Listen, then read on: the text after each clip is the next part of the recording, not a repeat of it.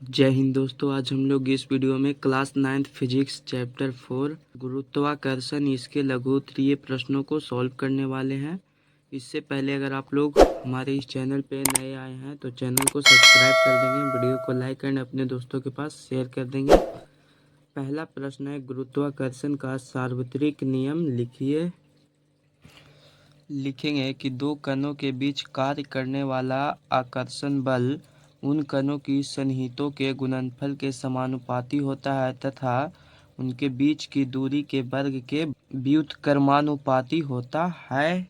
या फिर यह भी लिख सकते हैं कि प्रत्येक कण ब्रह्मांड में प्रत्येक अन्य कण को एक बल के साथ आकर्षित करता है जो उनके द्रव्यमान के गुणनफल के समानुपाती होता है और उनके केंद्रों के बीच की दूरी के वर्ग के व्युत्क्रमानुपाती होता है।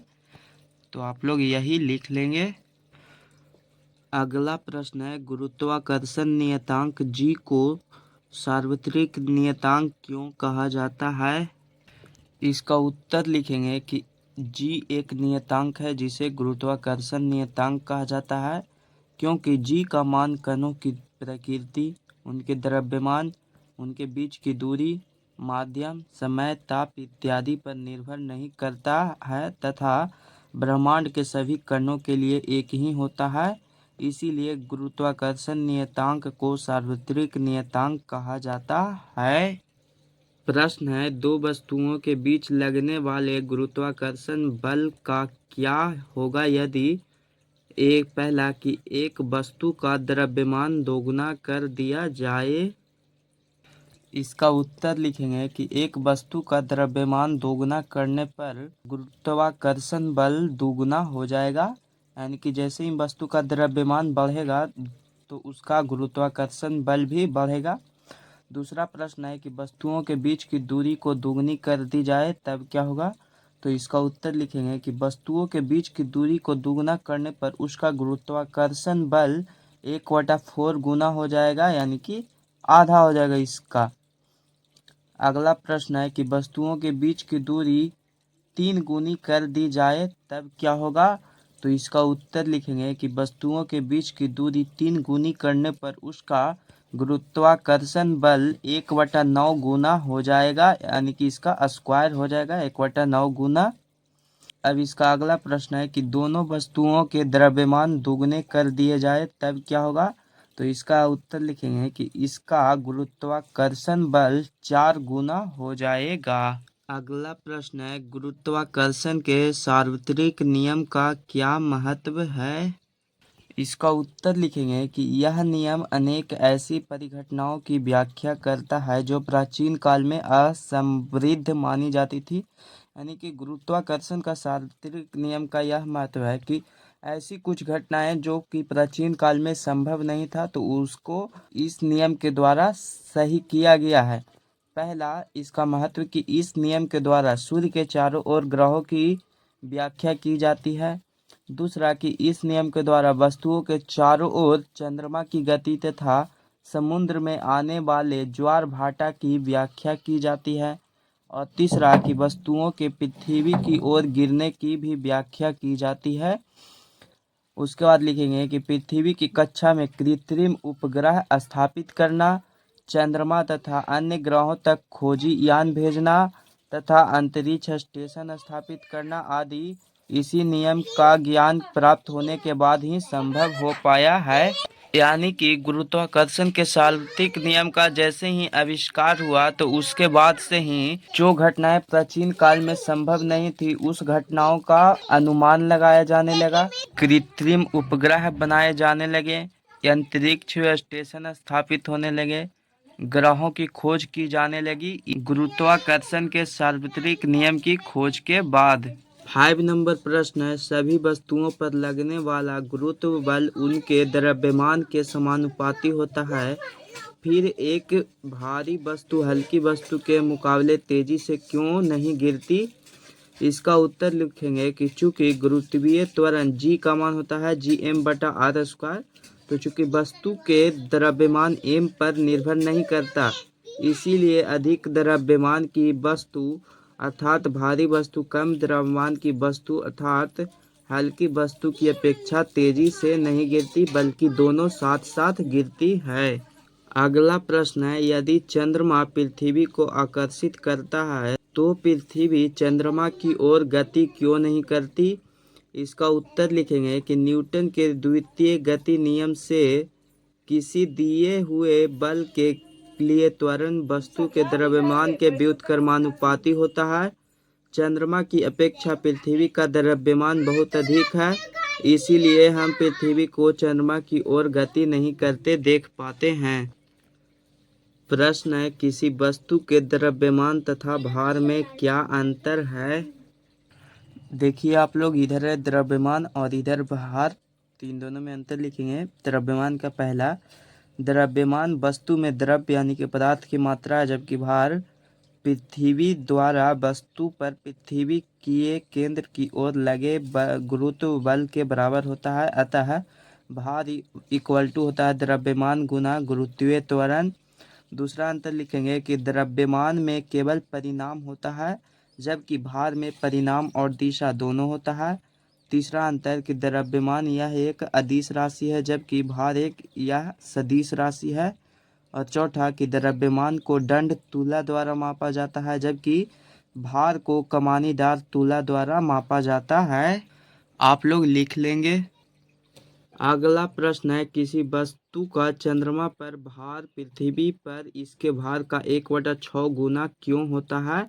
इसका उत्तर लिखेंगे कि किसी वस्तु का भार गुरुत्वीय त्वरण g के समानुपाती है, अर्थात W समानुपाती g, और चंद्रमा की सतह पर गुरुत्वीय त्वरण gm पृथ्वी की सतह पर गुरुत्वीय त्वरण ge का 1/6 गुना होता है। इसीलिए किसी वस्तु का चंद्रमा पर भार पृथ्वी पर इसके भार का 1/6 गुना होता है। प्रश्न है, एक व्यक्ति एम अपने मित्र एन के लिए पृथ्वी के ध्रुव के पास की जगह पर कुछ सोना खरीदकर उसे विषुवत वृत्त के पास रहने वाले एन को देता है। क्या एन खरीदते हुए सोने के भार से संतुष्ट होगा? यदि नहीं तो क्यों? इसका उत्तर लिखेंगे कि पृथ्वी के ध्रुव पर गुरुत्वीय त्वरण का मान Gp विषुवत वृत्त पर गुरुत्वीय त्वरण के मान Ge से अधिक होता है। अतः उस कुछ द्रव्यमान के सोने का भार ध्रुव की अपेक्षा विषुवत वृत्त पर कम प्रतीत होगा, इसीलिए इन सोने के भार से संतुष्ट नहीं होगा। 10 नंबर प्रश्न है, एक पतली परंतु मजबूत डोरी से बने पट्टे की सहायता से किताबों से भरे स्कूल बैग को उठाना कठिन होता है, क्यों? इसका उत्तर लिखेंगे कि जब हम पतली डोरी से बने पट्टे की सहायता से किताबों से भरे स्कूल बैग को उठाते हैं तो बैग का सारा भार हमारे हाथ पर पतली डोरी के बहुत कम क्षेत्रफल के बराबर के क्षेत्रफल पर आरोपित होता है, जिससे हाथ पर अत्यधिक दाब पड़ता है। इसीलिए पतली डोरी के पट्टे से भारी बैग को उठाना कष्टकर और कठिन होता है। अगला प्रश्न है, एक भारी बक्से को पतले तार के बने हत्थे से ले जाना कठिन होता है, पर लकड़ी या प्लास्टिक के चौड़े हत्थे से ले जाना आसान होता है, क्यों? इसका उत्तर लिखेंगे कि भारी बक्से को इसके हत्थे से उठाने पर हाथ पर दाब पड़ता है और दाब इक्वल टू होता है बल बटा क्षेत्रफल। तो बक्से को उठाने में लगा बल तो नियत है, यदि क्षेत्रफल अधिक हो तो दाब कम हो जाएगा। पतले तार के बने हत्थे का क्षेत्रफल कम रहता है, इसीलिए बक्से को उठाने पर तलहथी पर दाब अधिक पड़ता है, परंतु लकड़ी या प्लास्टिक के बने मोटे चौड़े हत्थे का क्षेत्रफल अधिक रहता है, इसीलिए बक्से को उठाने पर तलहथी पर दाब अपेक्षाकृत कम पड़ता है, जिससे सुविधा होती है।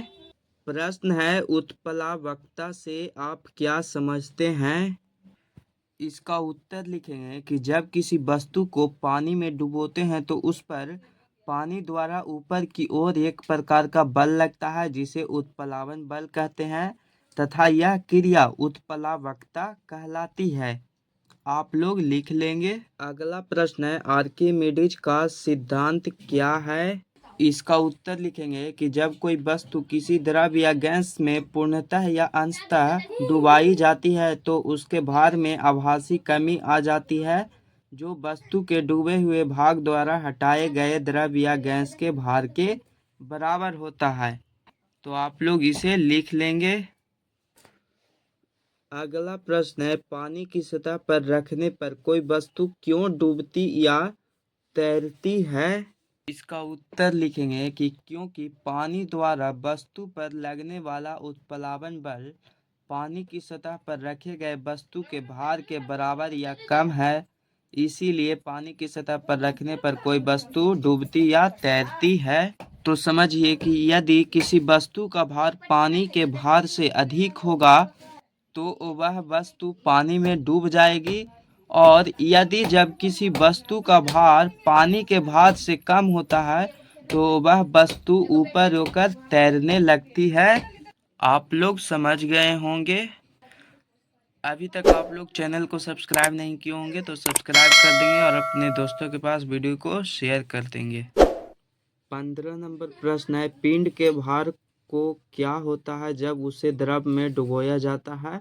इसका उत्तर लिखेंगे कि जब किसी पिंड को द्रव में डुबोया जाता है तब उस पर एक उत्प्लावन बल ऊपर की ओर कार्य करता है। इस बल के कारण पिंड के भार में हानि होती है। पिंड के भार में यह हानि पिंड द्वारा विस्थापित द्रव के भार के बराबर होती है। अगला प्रश्न है, एक तुला पर आप अपना द्रव्यमान 48 केजी नोट करते हैं। क्या आपका द्रव्यमान ठीक 48 केजी है या उससे थोड़ा कम या अधिक?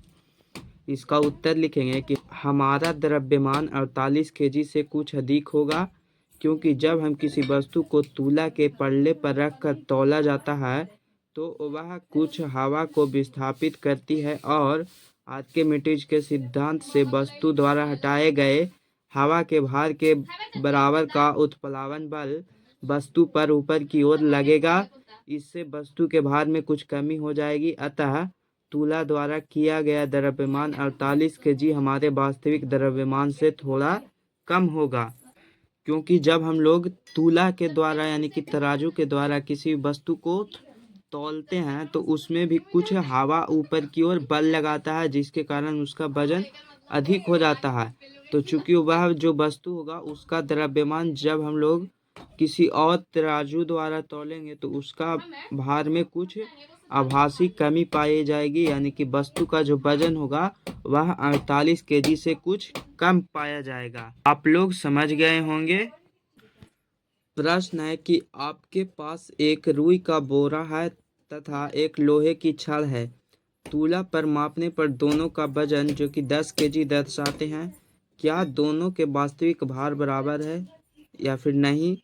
तो दोनों में से कौन सा भारी है और क्यों? तो इसका उत्तर लिखेंगे कि तुला के द्वारा दोनों पल्लों पर रखे गए रुई के बोरे और लोहे की छड़ के भार बराबर नहीं हैं, क्योंकि रुई का वास्तविक भार लोहे के छड़ के वास्तविक भार से अधिक होगा। इसका कारण लिखेंगे कि रुई की अपेक्षा लोहे का घनत्व बहुत अधिक होता है, अतः लगभग सामान्य द्रव्यमान के रुई और लोहे में रुई का आयतन लोहे की अपेक्षा बहुत अधिक होगा।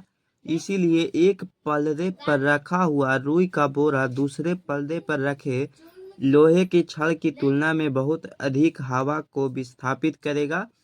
आर्किमिडीज के सिद्धांत से रुई के बोरे पर लोहे की छड़ की तुलना में अधिक उत्प्लावन बल लगेगा। ऊपर की ओर रुई के बोरे पर अधिक उत्प्लावन बल लगते हुए भी तुला के पल्ले संतुलित हैं, तो इसका अर्थ यह है कि रुई की बोरे का द्रव्यमान लोहे के छड़ के द्रव्यमान से कुछ अधिक होगा। अतः हम लोग कह सकते हैं कि रुई के बोरे का जो वजन होगा वह अधिक होगा छड़ के द्रव्यमान से। अब लास्ट इसका 18 नंबर प्रश्न है, लोहे की कील पारे में तैरती है परंतु पानी में डूब जाती है, क्यों? इसका उत्तर लिखेंगे कि लोहे का घनत्व 7.8 गुना 10 के पावर 3 केजी प्रति मीटर क्यूब होता है तथा पारे का घनत्व 13.6 गुना 10 के पावर 3 केजी प्रति मीटर क्यूब है, जब लोहे की कील को पानी में जिसका घनत्व 1 × 10⁻³ kg/m³ है डुबोया जाता है, तब उसके द्वारा विस्थापित द्रव्य यानी कि पानी का भार कील के भार से कम होता है, इसीलिए वह पानी में डूब जाता है। लोहे का कील पानी में डूब जाता है क्योंकि लोहे के कील का जो भार होता है वह पानी के भार से कम होता है, इसीलिए लोहे की कील पानी में डूब जाता है। परंतु उसी कील को जब हम लोग पारे में डुबाया जाता है तब उसके द्वारा विस्थापित पारे का भार कील के भार से अधिक होता है, इसीलिए कील पानी में तैरती है। जब हम लोग किसी भी कील को पारे में डालते हैं तो कील भी भार के कारण वहाँ का कुछ अपना जगह एरिया लेता है, यानी कि उस जगह के एरिया को वह हटाता है, और जो एरिया हटता है यानी कि आर्किमिडीज के सिद्धांत के अनुसार जो एरिया हटता है वहाँ पर का वह एरिया कील के भार से अधिक होता है, इसीलिए लोहे की कील पारे में तैरता है। जबकि जब हम लोग किसी भी लोहे की कील को पानी में डालते हैं तो लोहे की कील पानी को उस जगह से विस्थापित करती है। तो आर्किमिडीज के सिद्धांत के अनुसार जब हम लोग उस पानी का वजन करते हैं और उस कील का वजन करते हैं तो जो कील का वजन होता है वह पानी की अपेक्षा अधिक होता है, यानी कि जो कील का वजन होता है वह अधिक होता है और पानी का वजन कम होता है। तो इसी के कारण जब हम लोग किसी भी कील को पानी में डालते हैं तो वह कील पानी में डूब जाता है। आप लोग समझ गए होंगे। फिर मिलेंगे हम लोग एक नए वीडियो के साथ, तब तक के लिए जय हिंद जय भारत।